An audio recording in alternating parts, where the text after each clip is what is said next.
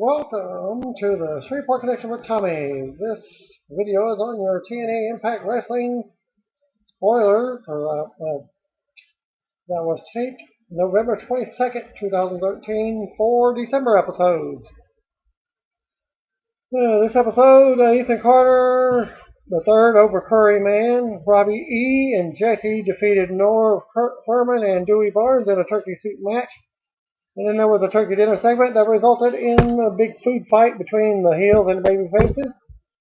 And then TNA had previously taped Lady Tapa over Velvet Sky and Bobby Roode and Bad Influence and Chris Sabin over Kurt Angle, James Storm and Gunner and Magnus in an elimination match for the show, which will air on Thanksgiving night. So that was earlier.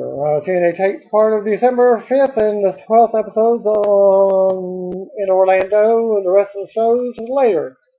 There's partial spoilers for first part of December.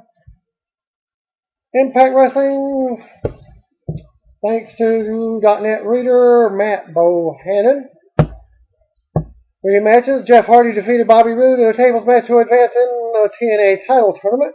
And Magnus defeated Kurt Angle in a last man standing match to advance in a TNA title tournament.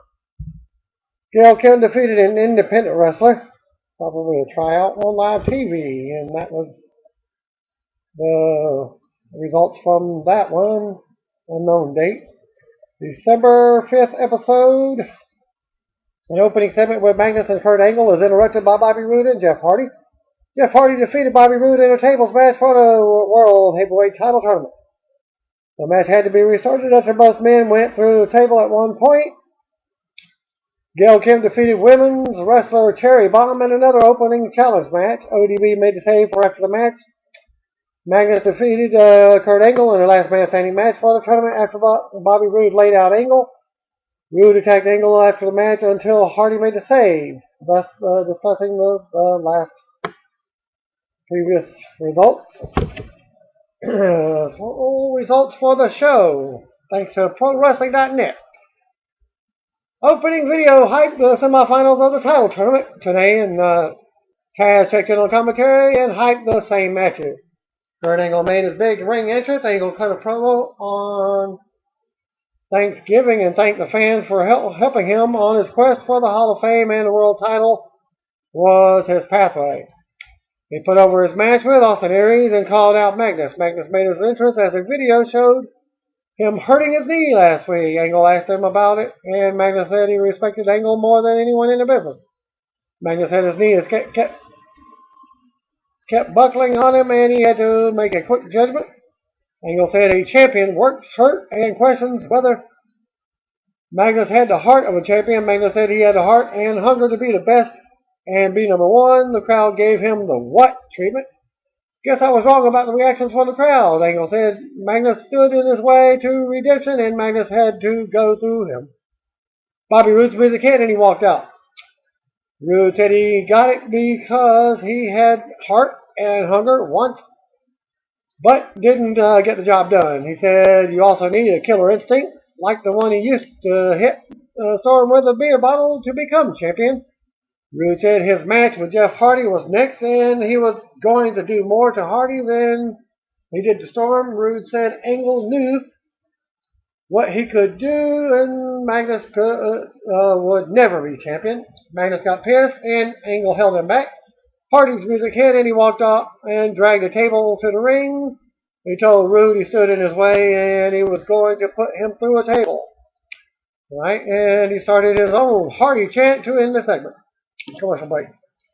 Bobby Roode versus Jeff Hardy in a tables match for the TNA Championship Tournament. First minute of the match was in the last quarter of the first hour. Roode brought the first table into the ring and set it in the corner. He tried to toss Hardy into it, but fought back. Hardy fought back. The table slid down a moment later when Hardy missed a whisper in the wind as he almost hit it. The fight went to the apron and they knocked each other off on the table at the same time. Brian Hebner looked to the fans for help as the show went to a commercial break.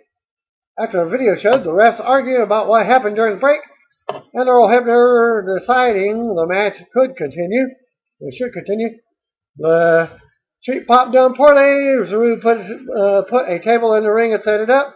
Hardy hit the twist of fate and Rude fell onto the table. He went to the top and Rude rolled off. Hardy hit the move over the table.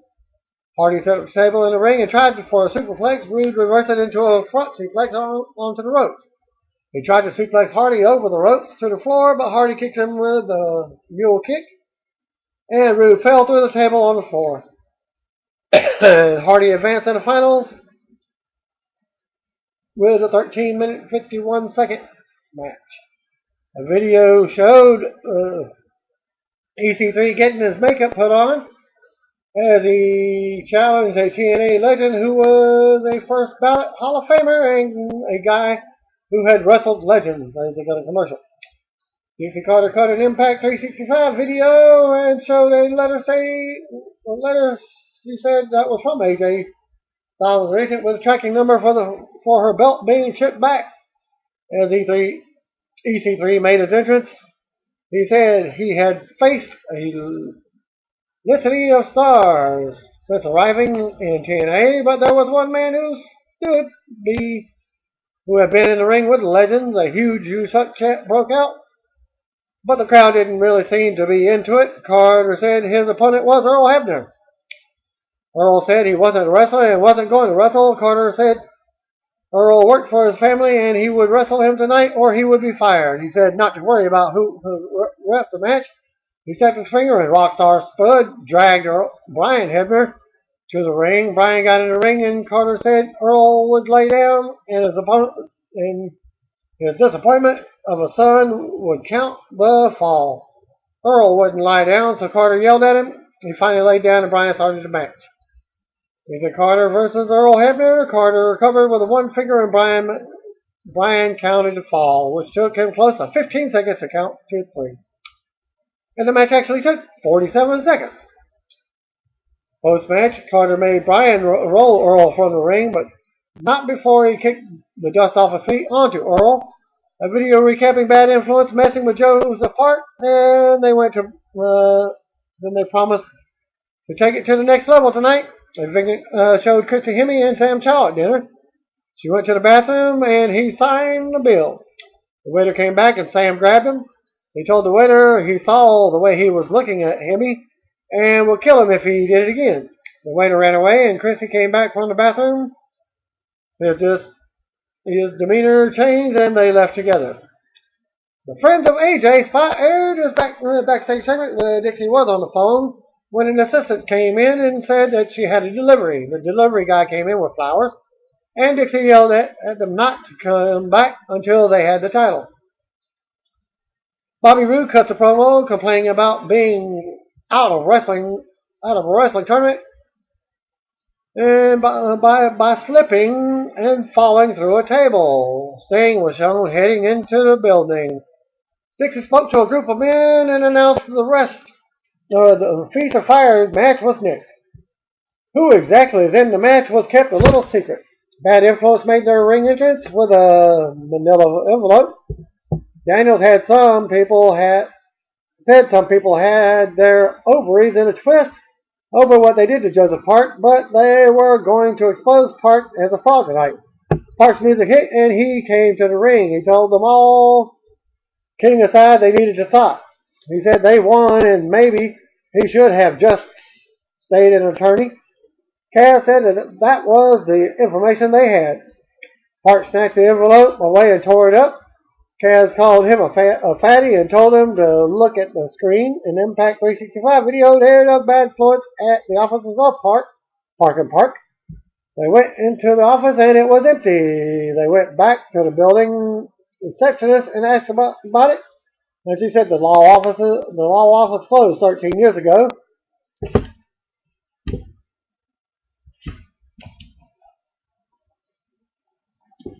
And Daniel said that they confirmed it and asked him that he had been doing what he had been doing for the past 13 years. Park asked him, as human beings, to leave him alone. He started to leave and they wouldn't let him. Kaz spit in his face and called him a liar. They put the boots of Park until EY made to say EY said he was tired of the bullying, so they were going to have a tag match next week. Hart didn't look happy about it. Backstage, Sting told Magnus he believed in him and they had a bromance moment. Sting asked Magnus if people had told him Sting's rant about being entitled was about Magnus. Magnus said people talk, but that was wrestling.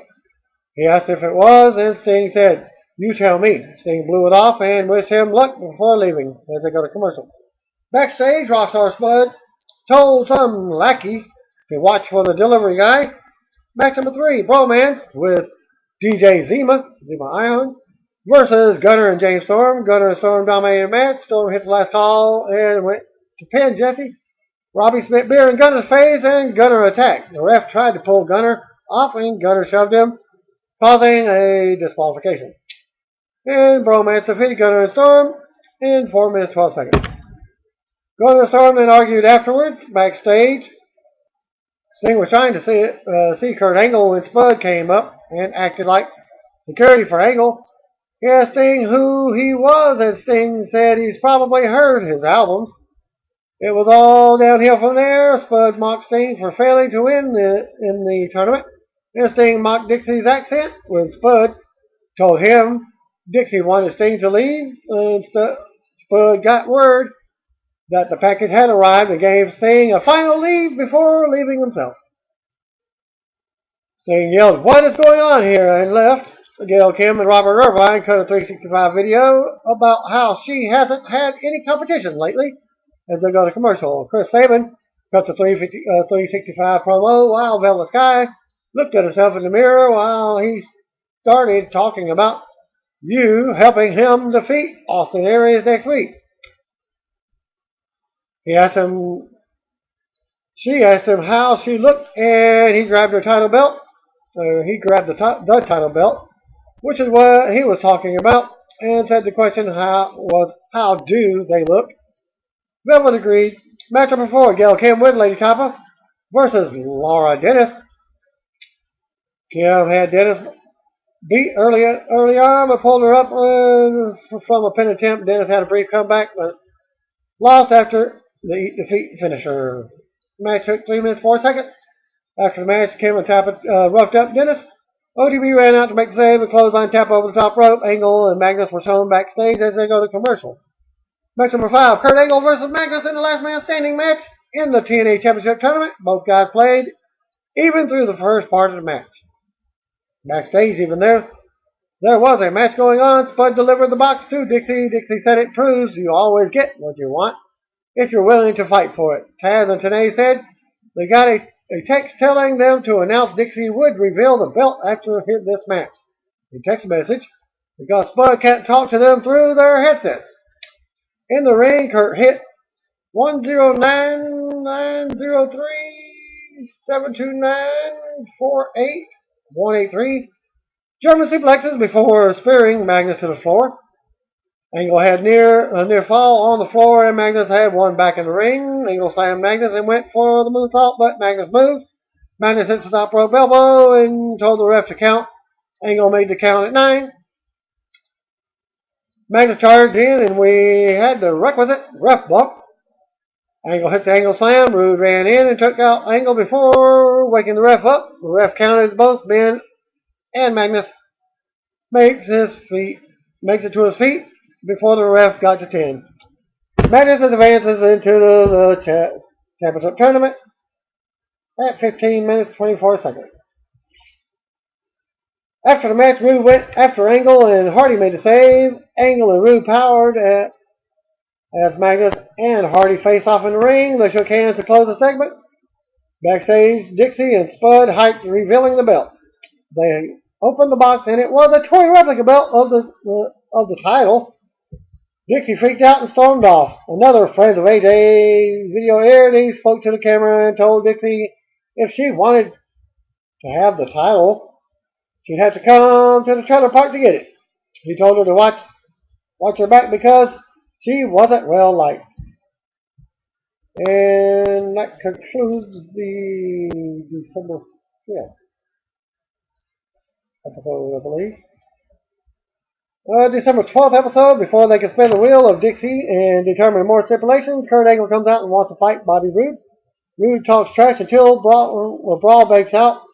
Angle and Roode in a 2 out of 3 falls. Match is made for final resolution on the December 19th show. Dixie Carter came out and talked about her dislike for AJ Styles and how she can't wait to have a new world champion. She brings out Jeff Hardy and Magnus, who will face each other for the belt. They talk about why they're going to win. Stipulation for the match will be Dixieland, with the winner getting to travel the world with Dixie on her jet. Austin Aries defeated Chris Sabin to become the new TNA X Division champion at the Impact Wrestling taping. The match will air on December 12th. Also taped for the 12th was the return of Madison Wayne, who saved ODB from a Gail Kim and Lady Tapa attack. And then they taped the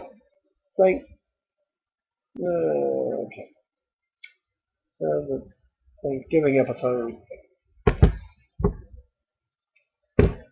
Thanks to PW Torch for the results for that one. The segment with Bad Influence, where they revealed that Joseph Park has not been an attorney for 10 years, as he claimed. They attacked Park until Eric Young made a save, which set up a tag match. EC3 defeated Earl Hebner. Austin Aries defeated Chris Sabin with Velvet Sky to win the X Division title. Gail Kim came out for an open challenge. ODB came out and answered and wanted to fight Lady Tapa. The Hills got the better of ODB until the returning Madison Rayne made a save. Match number 3, Joseph Park and Eric Young defeated Christopher Daniels and Kazarian. Match number 4, EC3, Gunner, Zema Ion, and Chavo Guerrero secured the briefcases in a Feast of Famine match. The briefcases, which contain contracts for a TNA title shot, a tag title shot, X Division shot, and a firing, will be open at a later date. News from December 1st, 2013, Russell Cage Fan Fest and iPay-Per-View. From the 30th of November at Benton Convention Center, Winston-Salem, North Carolina, reported by Chris Shore. Russell Cage 2013 opened with a fan fest that featured several stars from Mid-Atlantic / NWA days, including Rock and Roll Express, Manny Fernandez, Jimmy Boogie Woogie Man Valiant, Ivan Koloff, Bob Caudle, Greg the Hammer Valentine, Tully Blanchard, J.J. Dillon, and more. Diamond Dallas Page and Jake the Snake Roberts were there, which drew a huge crowd. Steve Corino Crimson, Matt Hardy and Reby Sky, Maria Pinellas, Robbie E., Gunner, Brooke Texmacher, Cedric Alexander, Caprice Coleman, and other younger stars were also in attendance. There was also the usual vendors, including High Spots, our video, and even PW Torch staff members Bruce Mitchell and Pat McNeil. Were there hanging out with Johnny Fairplay?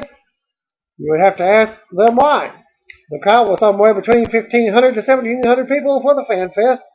They had a ring set up in one corner and ran a few matches during the event, but I think did a little more than periodically distract people who were walking by. The guys working really didn't get any attention, and it just made a bunch of unnecessary noise. Speaking of noise, there were a couple of MCs who shilled the entire time guys weren't wrestling, pointing out major acts as a smart thing to do at these events because the floor area is big and people may not see someone they wanted to meet.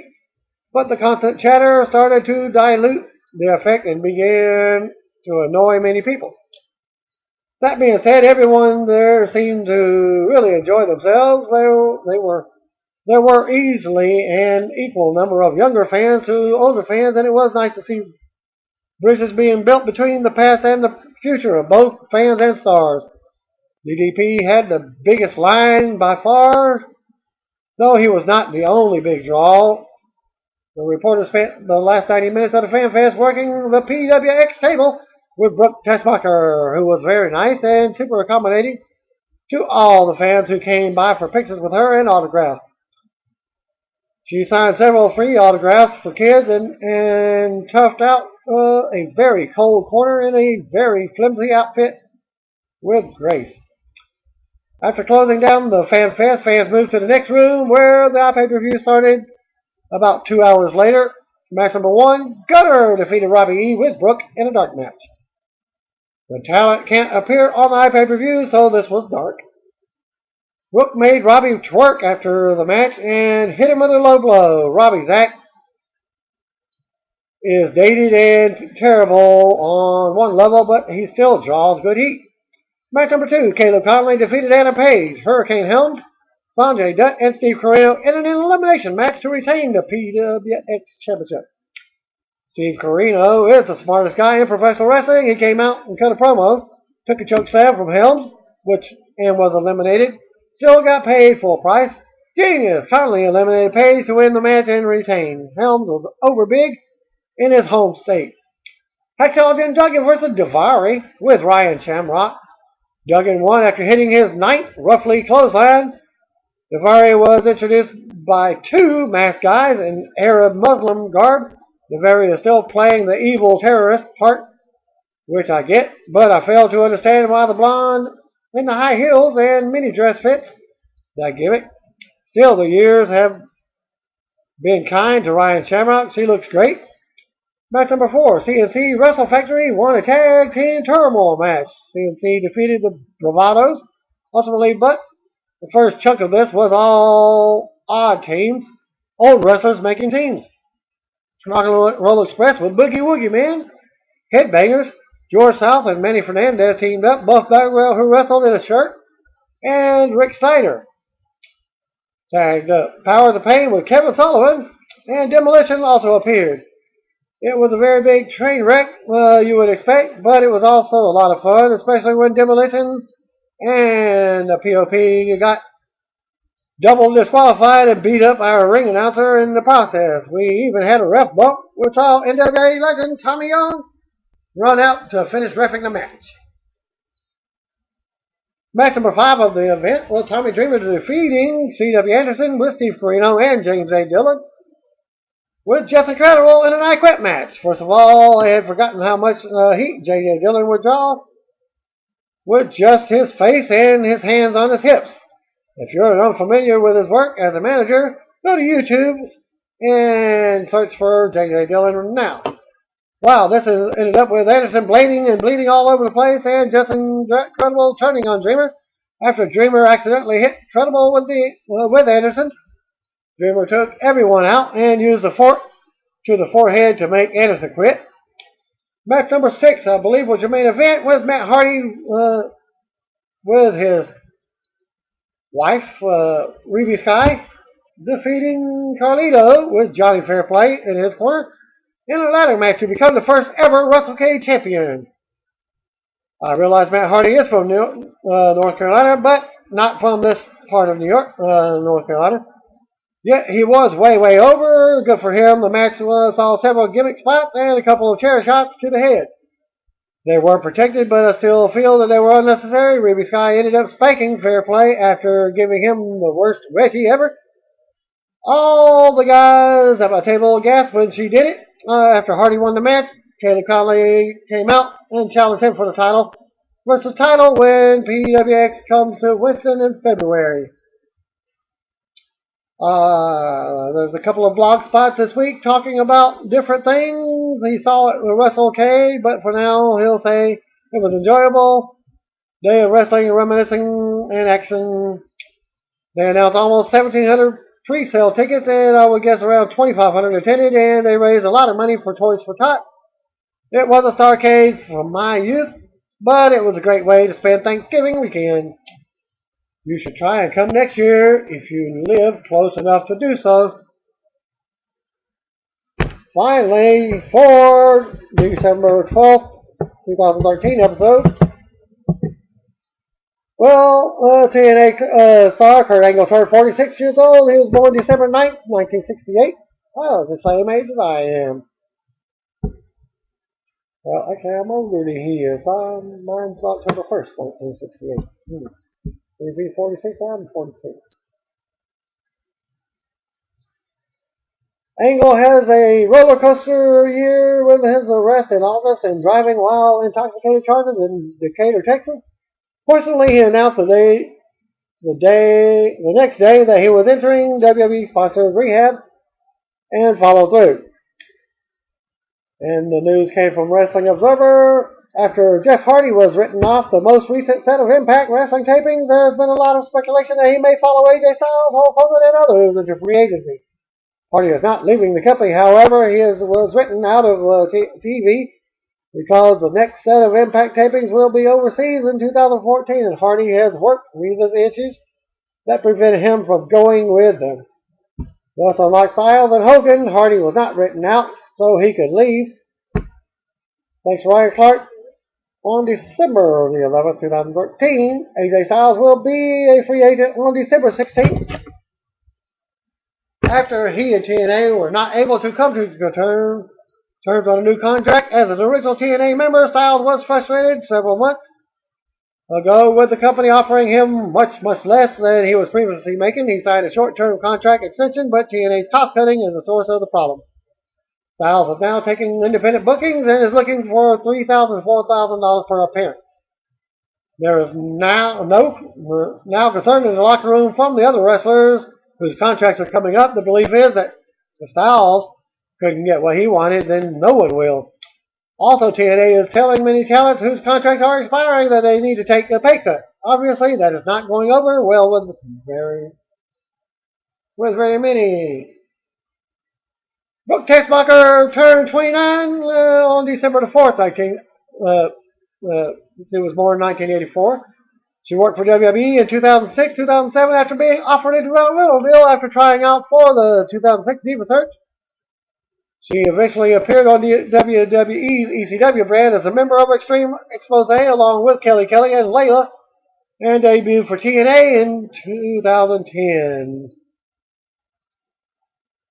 Another reader from ProWrestling.net, Jager K, will be holding the 14th annual CNC Holiday Charity event at Producers Club Theaters at 358 West 44th Street in New York City on December 16th. The event runs from 6 p.m. to 9:30 p.m. Over $33,000 in toys and gifts were raised over the last 3 years. To help the cause, visit Facebook.com/events I'll post a link there. And December 20th news, TNA sent the following on Chavo's Feast of Fire briefcase selection ends tenure and TNA roster members. During the highly anticipated Feast of Fire segment on the Impact Wrestling, it was revealed that Chavo Guerrero of the legendary Guerrero family will no longer be a member of the TNA roster. Chavo has represented his family's name with honor and dignity during his time in TNA. Said Executive President John Gaburick, we thank Chavo for his contributions to TNA and wish him well. With so many other endeavors in my life, this separation will allow me to focus on these and future opportunities, said Guerrero.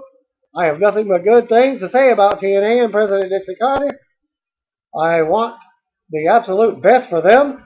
I look forward to watching Impact Wrestling's continued success, dedicating my time to the opportunities that have been presented, and attacking new ventures in Guerrero style.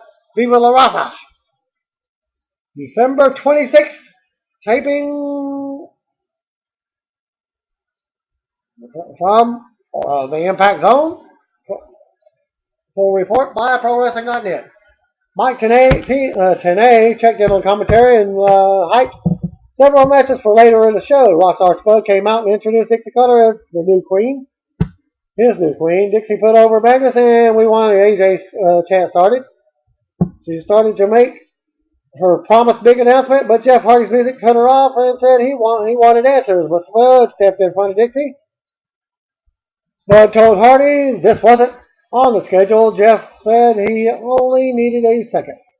Spud said it didn't matter and dismissed Jeff. Jeff choked Spud and said he only needed a second. Either cut the third, ran out and jumped Jeff from the ring. Dixie started to make her announcement again and Sting's music cut her off. Dixie yelled in frustration. Sting came to the ring and EC3 and Spud left. Sting said he wanted to get his hands on EC3 and Dixie should just put Carter and Spud in a tag match against he and Jeff Hardy. Dixie said no at first and Sting played to the crowd. Dixie said there would be a tag match, main event, and then her music played. She called for it to be cut, but the show went to commercial instead. Back from commercial, Dixie tried to make her announcement again, But Gunner cut her off. Gunner walked out and said what he had to say was more important. He announced that he was cashing in his contract. Dixie denied it because Magnus was overseas. She started again, and Gunner pulled her mic down. He told her to tell Magnus it didn't matter when. He was cashing in just as soon as possible, so Magnus better be ready. Dixie tried again and again was cut off, this time by James Storm. Storm came out and took Dixie's microphone. He demanded an explanation from Gunner. Gunner said he didn't owe Storm anything.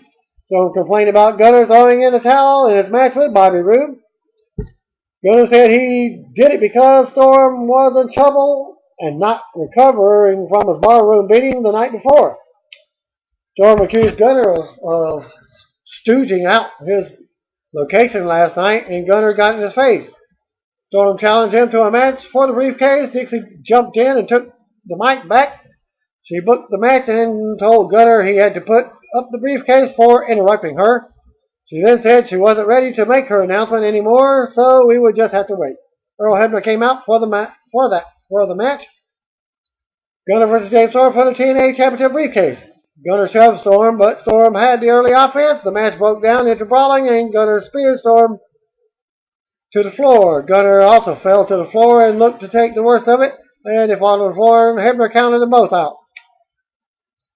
So, Gunner and James Storm fought to a double count out of 4 minutes 43 seconds. Well, since there's no winner, what do they do? Cut them both when they both lose the match and lose the contract. Both men continued to fight as refs and agents came out to wake them up. But the fight rolled to the back. Somewhere away from the fight backstage, Brooke walked up on Billy Ray in a hoodie and asked him what was going on. She asked if he didn't want all of this anymore. He didn't answer, so she said she was going to the ring and reveal his darkest secret. Ray called her back. Ray called her rack, and simply said,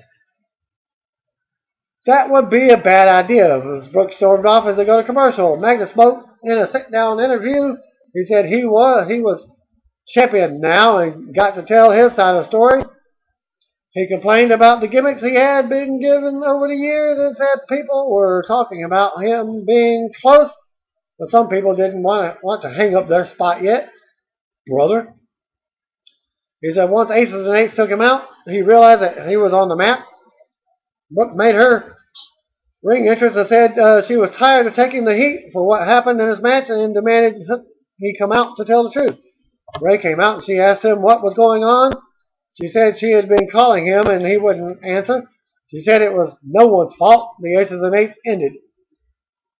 Ray jerked his hand away from her and she popped off on him.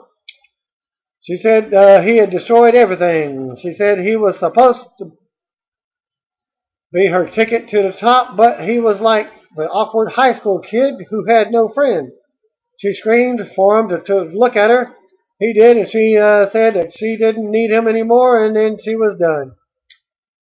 She tried to walk away, and Ray grabbed her, took the mic, and said, "You're done when I'm done with you." He said he didn't blame her for screwing everything up because she wasn't much in the brains department. He said he kept her around for certain needs, and she wasn't very good at those. He said sometimes he would close his eyes and wished he was with the first Brooke again. He said he could treat her like Anderson and Pile Driver. He said she knew how sick and twisted he could and wanted her to spread his message and tell everyone it was going to be worse. Some weird ominous music sounded and Ray said he was done with her and to leave. Brooke left and stared at him as the arid music continued to play. Backstage, Joseph Park looked at the barbed wire and tacks in his room and called them barbaric. As they go to commercial, Magnus spoke more about his career. He put over his return to the UK last year and being added into the main event Mafia. He said he was honored, but the proof was that he was added so that they could keep him down. Backstage, EC3 and Spud whined to Dixie about the match. Dixie told them that they had them covered. A video hyped the steelness of Joseph Park and Eric Young had been through over the past few months. Gorilla EY talked up Park and then said it was time to do the match. Abyss's music hit, and Park said it wasn't his music. EY said it was, and sent Park out for his ring music as they go to commercial. Backstage, Sting said he was marking out about teaming with Jeff. Jeff just stared off as Sting said, obviously, Jeff didn't feel the same. Jeff said he didn't come to fight tonight. Sting asked if it was about what happened with Dixie, and Jeff nodded. Sting said that if he was Jeff Hardy, he would make Dixie listen, but they needed to concentrate on this match. Jeff agreed and shook his hand, and Bad Influence made their ring entrance. Joseph Park was Bad Influence in a Monsters Ball match. Bad Influence took the crutch, and Kendo Stick knocked Janice away from the Park. And they beat him down and tossed a ton of weapons in the ring. Then they hit Park with all kinds of shit in the ring, and then dumped him to the floor, beat him up some more.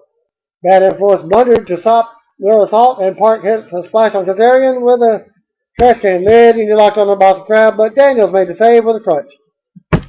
Kazarian then grabbed Janice, and Park crawled out of the ring and started crawling up the ramp. Eric Young came out and encouraged Park, said he needed EY's help. EY started to punch Park in the head, but Bad Influence made the save. They rolled EY in the ring, and Park followed, and they went to hit EY, but Park pushed him aside and took the kendo stick to the head. He came up bleeding and turned into an abyss. He no-sold the chair and kendo stick shots, and then took out Bad Influence. He hit the back roll slam on Daniels for the win. And that match took 10 minutes 22 seconds. Kaz grabbed Janice.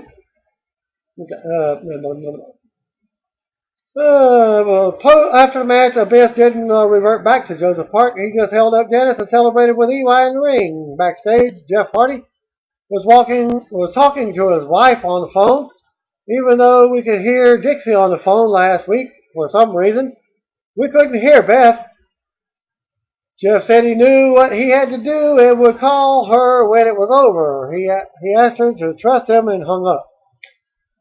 The Rise of Magnus video series continued as he put over his BFG run, and then said he got beat by AJ in the finals. He said sitting on the apron and watching AJ celebrate was a feeling he had never wanted to feel again. He said after he beat Sting, he knew he would do whatever it took to go to the top. Gail, Kim, and Lady Tapa make their entrance as Kim said Madison Rayne embarrassed her last week. She said she asked Tapa how that happened, and Tapa just stared ahead. Kim said that was correct. It was a fluke. She said ODB stuck her nose in her business, and that meant it was Tapa's business now. She called out ODB to face Tapa. And Lady Tapa versus ODB with Gail Kim in the corner. The two women slapped into each other for 4 minutes, and then ODB tried to slam Tapa. Kim tossed her belt in the ring and distracted the ref before pulling Tapa down on ODB, and Tapa hit her finisher for the win. The match took 4 minutes 14 seconds. After the match, Gail Kim did the same thing. What happened to Madison? Backstage, Sting told Jeff to get whatever was in his head out because he needed him for their match. Jeff nodded and put his game face on. The next Magnus video aired. Magnus said Dixie Carter had always believed in him. He said Dixie had a brief moment where she was blinded by the thought of needing Jeff Hardy, but after Jeff spit in her face, she knew Magnus was the guy. He said he knew it then too, and their partnership would last a lifetime. The 4 men in the main event made their ring entrance. Dixie appeared on the screen, announced her big announcement was the coronation ceremony for next week for Magnus. She went on to announce the main event was a handicap match and introduced Bromans as the new partners for her team. DJ Zima handled the ring introductions with the stupid horn gimmick as they go to commercial. Singer Jeff Hardy in match number 4 versus Ethan Carter III, Rockstar Spud, and the Bromans with DJ Zima. Sting and EC3 started. EC3 got in Sting's face and tagged out. Spud back into Sting and then tagged in Jesse. There was finally a lockup, and Sting took out both Romance and then tagged in Jeff to do the same. Romance and EC3 ended up on the floor, and Hardy used Sting to jump to the top rope and dove on the heels. Back from commercial, the heels were getting heat on Hardy. Carter tagged in and mocked Sting before missing the Stinger Flash. Stinger got the hot tag and beat up everyone. Spud jumped on his back, and Sting continued to beat everyone up with Spud on his back. Spud let go as Sting scared him out of the ring. EC3 slid in the ring out of nowhere and rolled up Sting for the win. He might have had a handful of tights in the process. But they still won in a 12-minute, 24-second. After the match, Jeff apologized to Sting for last week and tonight. He said Sting was the reason he got into wrestling, and that was why he was apologizing, because the creatures didn't deserve this. Jeff said Dixie's actions had nearly taken his heart out of it, and in this business you need your heart. He said he killed himself last week and still lost. He said Dixie owned the new champion, but not him. He said he was tired of the politics. A Hardy chant broke out, and Sting told him to listen to them. Hardy started to say more, but Sting cut him off and told him not to say what it sounded like. As he was going to say, Jeff said he wanted to stay and fight, but the fight was all gone. A no chant broke out, and Jeff said this was his last match in TNA. He said he wouldn't return until the light shined on this dark kingdom. He said he loved the creatures, took his shirt off, and threw it to the crowd, hugged Sting. He climbed out of the ring and walked to the back as the fans chanted for him. Okay, and then TNA announced that Magnus will defend the world title against Samoa Joe at December 30th, one night only. Old School pay-per-view taping from Poughkeepsie, New York. And the updated card for that title match, Samoa Joe versus Magnus, Marshall Ball, Abyss versus Jeff Hardy. Last man standing match, Jay Storm versus Bobby Roode. Fall Count Anywhere match, Tommy Dreamer versus Bully Ray. Kurt Angle versus Mr. Anderson. Also in action will be Kazarian Daniels, Robbie E., Jesse Goddard, Eric Young, Chris Sabin, Velvet Sky, and Lady Topper. And finally, the last episode for December, for the year of 2013 for the event called Extreme Rising. Jesse Goddard may have suffered a knee injury at the show in Westbury last night, and he and Robbie E. faced Joseph Park and Eric Young. The injury reportedly came as he was doing a suplex with Park. The severity of the injury is not known at this time, but we'll keep you updated. Taz made a rare live event appearance at a show in Westbury, New York. He lives in the area and opened the show with an in-ring promo. Tommy Dreamer also worked last at the same event. For the results for the 29th of December, 2013. And they taped Hardcore Justice, a pay-per-view event from Lowell, Massachusetts. And here's the results, courtesy of Art Marin on that. Ethan Carter III versus Tommy Dreamer in a tables match was up first. Huge heat for EC3 and chance for Dreamer before he even came out. At one point in the match, Dreamer took Joe Raiders fans' beer, spit in Ethan's face, and smashed it on him. Carter got the win after a great match. Bromance came out to big heat and do not have the tag titles, which could indicate that they lost the belts.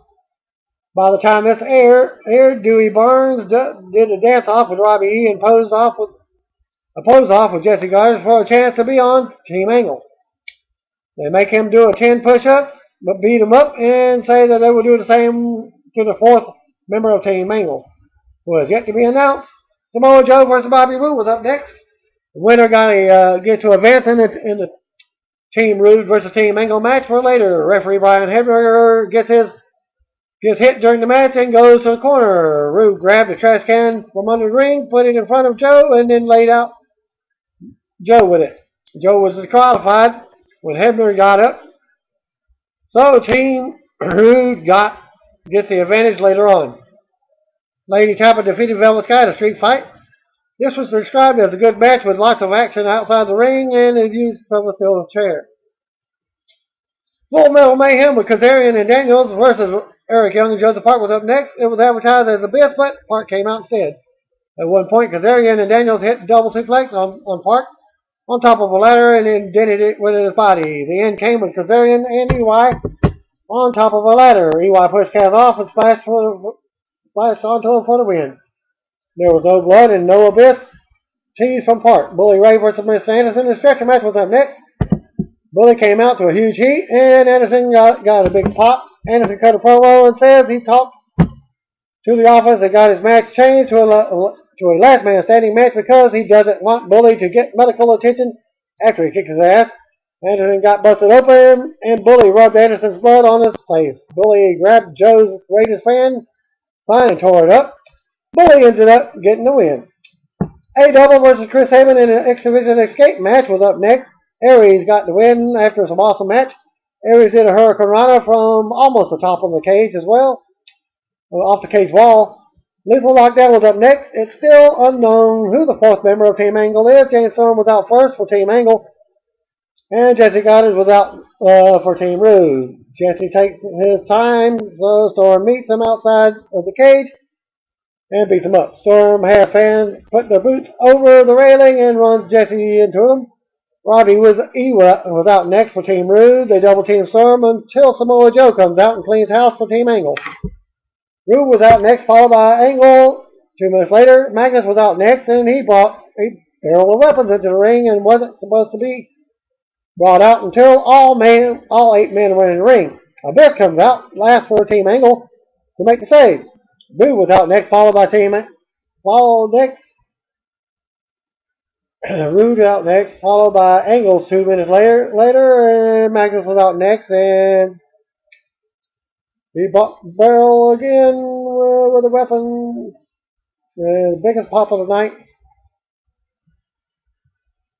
Abyss brought the barbed wire board into the ring and tried to chokeslam Robbie E on it, but he slid out and got super kicked by Storm.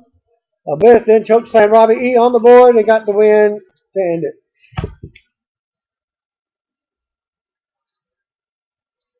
And that will end my video for Impact. Thanks again. Peace out.